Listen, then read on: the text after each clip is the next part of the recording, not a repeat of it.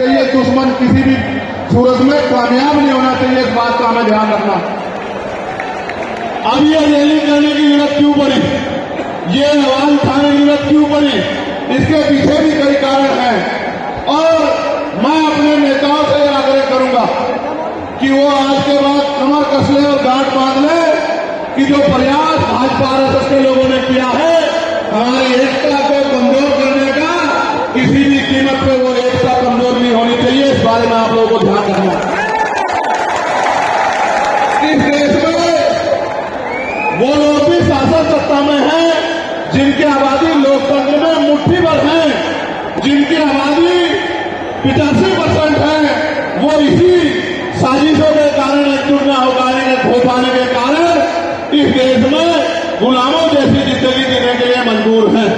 मैं बात कर रहा हूं शेड्यूल कास्ट के लोगों की, मैं बात कर रहा हूं शेड्यूल ट्राइब के लोगों की, मैं बात कर रहा हूं अन्य पिछड़े वर्ग के लोगों की, मैं बात कर रहा हूं मुस्लिम की, जैन की, सिख की, ईसाई की, बौद्ध की, तमाम लोगों की जिनको आज भारत में सम्मान की जिंदगी नहीं मिल पा रही।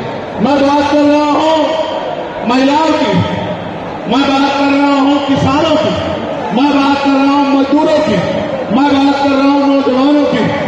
मैं पहले जो विषय है उस पर अपनी बात रखूंगा, फिर मुझे अपने दिल की बात आपको कहनी है।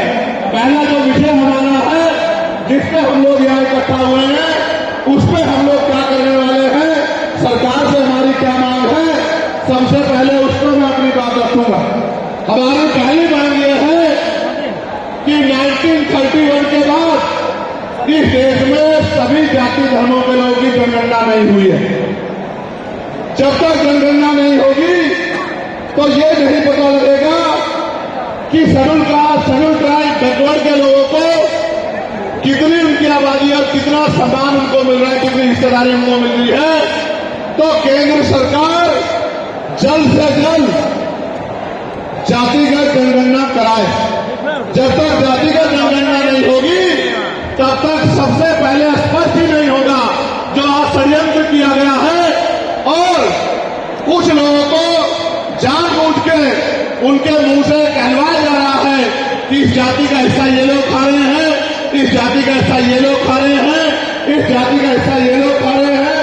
मैं चंद्रशेखर आजाद आपको वचन देके कहता हूं, अपने बहुजन समाज के सामने जातिवार जनगणना कराइए, उसके आंकड़े सार्वजनिक कराइए।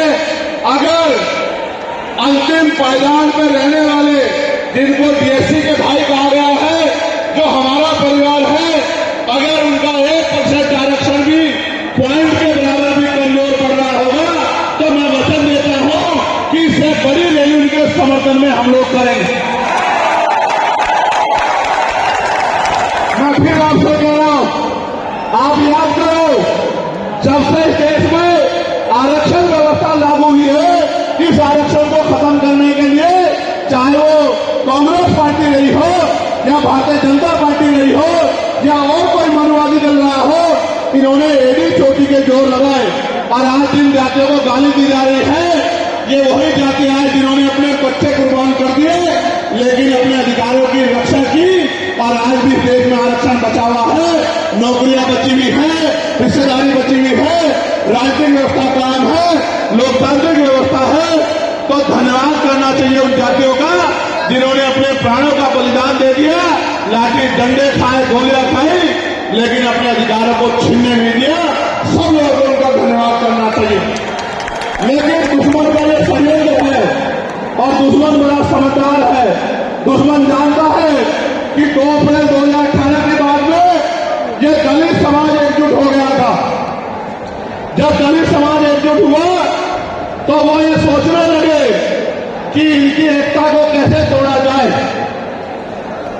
आप और मैं जानते हैं जब हम मुट्ठी बनकर रहेंगे तो कोई हमारे अधिकारों को नहीं छीन सकता, लेकिन जब जब हम बच जाएंगे, एक उदाहरण के तौर पर बताता हूं, अगर आप झाड़ू की सिक्कों को इकट्ठा कर दोगे, वो सिक्के जो हैं एकजुट हो जाएंगे, उनको बांध दिया जाएगा तो वो सारा कचरा साफ कर देंगे।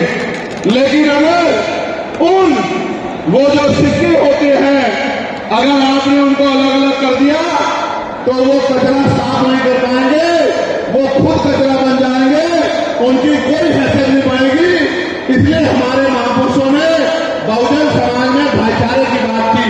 और आप महसूस करो, बाबा साहब अम्बेडकर ने क्या वादा दिया? शिक्षित बनो, संगठित रहो और संघर्ष करो।